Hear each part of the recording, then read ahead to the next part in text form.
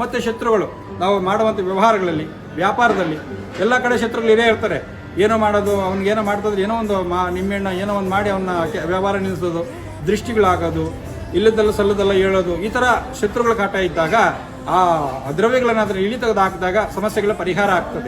ನಿಮ್ ಸಮಸ್ಯೆನ ನೀವೇ ಹೇಳಿದ್ರೆ ನಾವು ಬಾಯೇ ತೆಗ್ದಿಲ್ಲ, ಬಂದ್ ಕೂತ್ವಿ ಅಷ್ಟೇ.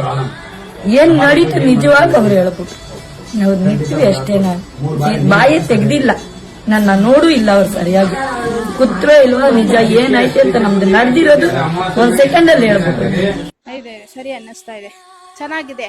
ಬಟ್ ಯೂಟ್ಯೂಬ್ ಅಲ್ಲಿ ನೋಡ್ದಂಗೆನೋ ಇಲ್ಲೂ ಸೇಮ್ ಅಲ್ಲಿ ಯೂಟ್ಯೂಬ್ ಅಲ್ಲಿ ಯಾವ ರೀತಿ ಹೇಳಿದಾರೋ ಬಟ್ ಇಲ್ಲೂ ಅದೇ ರೀತಿನೇ ಹೇಳ್ತಾ ಇದ್ದಾರೆ. ಇಲ್ಲ, ಅವರೇ ಗುರುಜಿ ಅವರೇನೋ ಹೋಗಿ ಕುತ್ಕೊಂಡ್ರೆ ನಮ್ದು ಏನ್ ಸಮಸ್ಯೆ ಐತೆ ಎಲ್ಲಾನು ಹೇಳ್ತಾರೆ. ನಾವೇನು ಮಾತಾಡಂಗೆ ಇಲ್ಲ, ಅವ್ರು ಏನೇ ಹೇಳಿದ್ರು 100% ಆಗೇ ಆಗುತ್ತೆ. ಕೂತ್ಕೊಂಡಿದ ತಕ್ಷಣ ಎಲ್ಲ ಅವರೇ ಹೇಳಿದ್ರು, ನಮ್ಗೇನೆ ಏನೇನ್ ಪ್ರಾಬ್ಲಮ್ ಏನಂತ ತೊಂದ್ರೆ ಎಲ್ಲ ಅವರೇ ಹೇಳಿದ್ರು. ಅವಾಗ ಎಲ್ಲ ಸತ್ಯ ಅನ್ನಿಸ್ತು ನನ್ಗೂನು. ಮತ್ತೆ 4 ತಿಂಗಳಲ್ಲಿ ಎಲ್ಲ ಕರೆಕ್ಟಾಗಿ ಬಗ್ಗೆ ನಂಬಿಕೆ ಇಟ್ಟು ಬಂದು ನಾವು ದೇವ್ರ ಬಗ್ಗೆ ನಾನು ಕ್ವಶನ್ ಮಾಡೋಕ್ಕಾಗಲ್ಲ.